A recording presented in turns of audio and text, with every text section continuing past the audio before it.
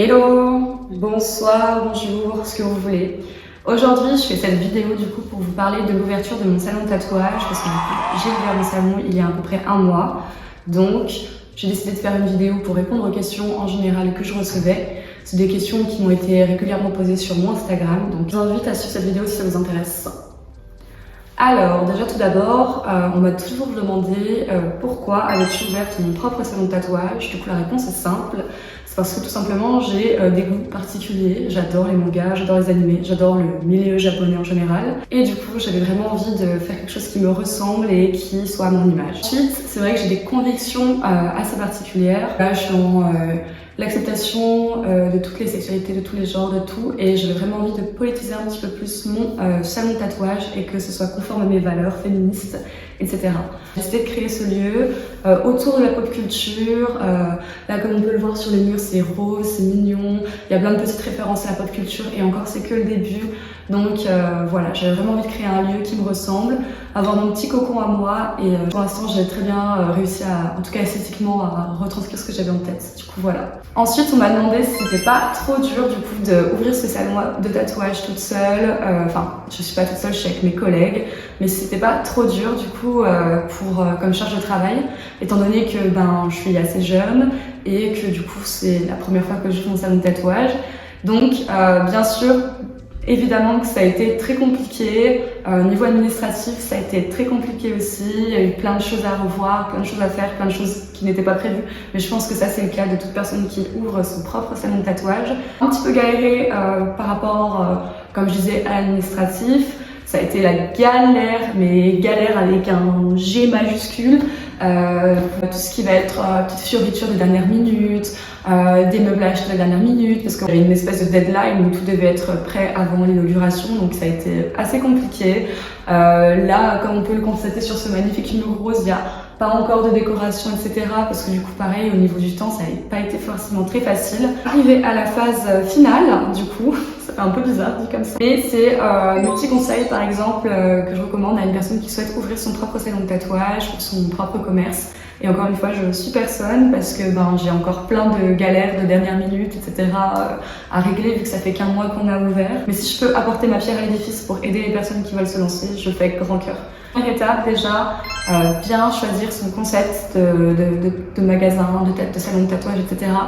Et c'est super important quand on a un style particulier de tatouage, d'avoir une esthétique dans son salon qui fait référence un petit peu à son style graphique. En l'occurrence, du coup, je suis vraiment fan de tout ce qui est pop culture, manga, etc. Donc, je voyais qu'il y a des petites références comme ça dans mon salon. Ça, c'est le bon conseil à donner. Je pense que même pour soi-même, pour sa propre santé mentale, son propre équilibre et même sa propre épanouissement, c'est hyper, je trouve, cool d'aller dans un salon, le sien en l'occurrence, qui répond à certains codes esthétiques qui nous parlent. Donc si par exemple tu kiffes tout ce qui est bien dark et tout, c'est vachement cool si tu as l'esthétique de ton salon qui match avec ton style de tatouage, tu vas te sentir bien.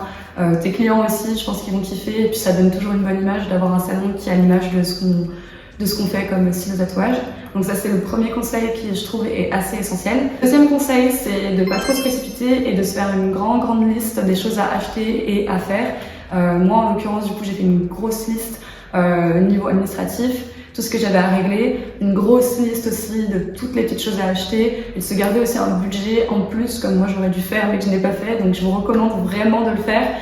Pour les imprévus de dernière minute, si tu vois par exemple que tu as acheté tous tes meubles comme c'était mon cas et que finalement tu te retrouves avec un salon qui fait hyper vide, hyper épuré, ça va pas du tout. Donc forcément tu vas devoir encore acheter jusqu'à que tu aies du coup le salon que tu veux, selon tes moyens bien sûr. Moi par exemple quand je suis arrivée à un mois et que j'ai commencé à préparer un petit peu les courses avec mes collègues et tout, on a dit vas-y on se fait ça comme salle d'accueil, etc. Finalement notre salle d'accueil a complètement changé parce que ça faisait hyper vide et hyper impersonnel et c'est pas du tout quelque chose que je voulais. Et donc voilà, donc ça c'est vraiment super important je pense de bien s'organiser à l'avance. Des fois on peut se dire que ça peut paraître un conseil un peu obvious, mais je pense que le trop est vraiment ton ami dans ce genre de situation. Il vaut mieux trop bien s'organiser plutôt que s'organiser de manière assez moyenne et de se dire bon on verra à la fin parce que vraiment c'est vraiment pas ce que je te recommande. Sachant qu'en plus si tu as prévu des events type flash day d'inauguration, inauguration toute simple ou je sais pas une petite soirée un peu vernissage, tu veux présenter des trucs comme ça, t'as une deadline et du coup t'as un petit peu le stress, donc vraiment c'est bien de faire ça carré.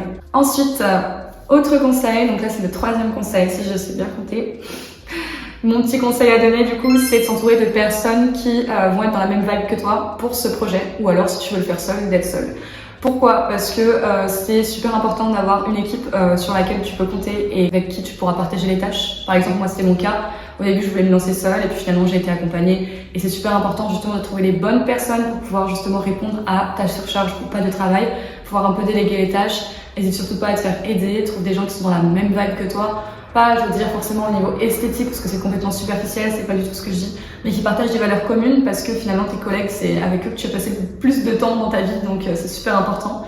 Donc ne te précipite pas si tu vraiment as envie de faire un projet où, par exemple, je sais pas, tu vas être avec, tu démarres de zéro, enfin pas la boutique, elle démarre de zéro, tu connais personne qui veut travailler avec toi, mais tu veux travailler en équipe, prends le temps de vraiment trouver des résidents qui vont vraiment convenir et même si tu dois faire 40 000 rendez-vous pour trouver la bonne personne, prends le temps parce que changer d'équipe, c'est vraiment trop pénible. Donc vraiment, c'est le conseil que je donne en plus. Ensuite, petit conseil supplémentaire, donc n'hésite pas à faire vraiment beaucoup de com aussi quand tu vas lancer ton truc. Je pense que ça peut paraître aussi assez obvious comme conseil, mais je pense qu'on a tendance à souvent squeezer aussi la com quand on veut faire des gros projets comme ça, comme ouvrir son salon de tatouage, et que c'est des projets qui sont hyper intéressants, donc ça peut attirer du monde. Donc fais de la com de partout, comme papier dans les villes, mets des affiches, fais de la com sur les réseaux, Facebook, Instagram, tout ce que tu veux.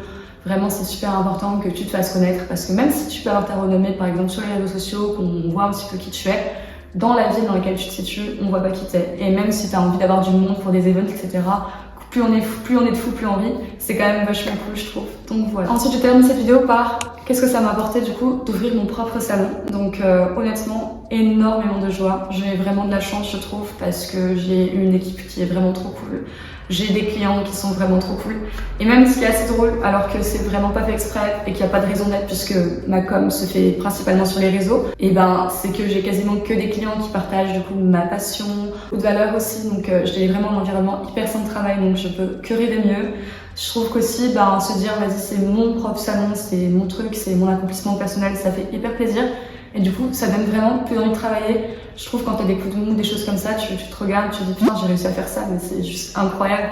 Du coup, tu vis un rêve éveillé, c'est vraiment juste trop cool. Donc, je suis vraiment hyper contente d'avoir pris cette décision. C'est une décision qui est hyper anxiogène, c'est sûr, qui peut paraître folle, mais les premiers temps sont très compliqués, mais je pense que comparé au bonheur et l'épanouissement que ça t'apporte, c'est vraiment, ça n'a pas de prix. Et je recommande aussi aux personnes qui ont vraiment des conditions de travail spécifiques de pas hésiter à ouvrir leur propre salon. Je sais pas, qu'on s'entende bien, hein, je vais pas faire une incitation à ce que tout le monde qui a pas trop d'expérience ou quoi ouvre son propre salon. C'est maladroitement dit, mais j'espère qu'on se comprend.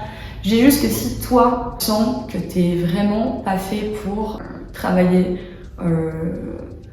pour quelqu'un, vraiment ouvrir son propre salon, je pense que c'est la meilleure des décisions que tu peux faire pour ta santé mentale, pour ta santé physique, pour ton épanouissement personnel, pour ton bonheur, pour toutes ces choses-là qui sont essentielles. Je pense que c'est la meilleure des choses à faire. Et voilà, c'est déjà la fin de cette vidéo YouTube, donc n'hésite pas à me dire ce que t'en as pensé. Si jamais ça t'a fait kiffer, n'hésite pas à mettre ta meilleure petite punchline en commentaire. Non, je rigole. Envoie-moi de l'amour par commentaire, allez, s'il vous plaît. Mets-moi ton meilleur pouce bleu si ça t'a plu. N'hésite pas à t'abonner à la chaîne. Je te mets aussi en barre d'infos du coup mon compte tatouage qui sera du coup juste là. Hop. Et je pense faire très prochainement également une petite vidéo tatou tour pour vous montrer mes tatouages. Donc n'hésitez pas à me dire pareil si ça pourrait vous faire plaisir comme petit sujet de vidéo, vu que j'en ai quand même pas mal. Voilà. Donc ravie de vous faire ça à l'occasion. Et puis je te laisse avec le room tour du coup.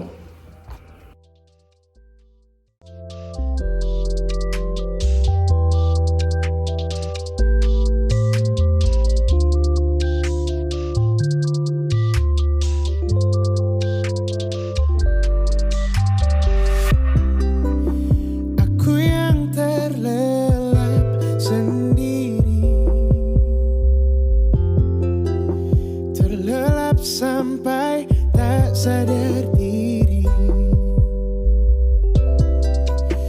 kulihat sang pujaan hati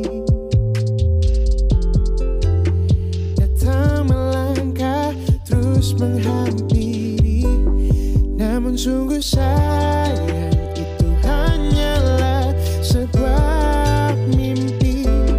Terbangunkan pagi bersama matahari. Aku bergetar disentuh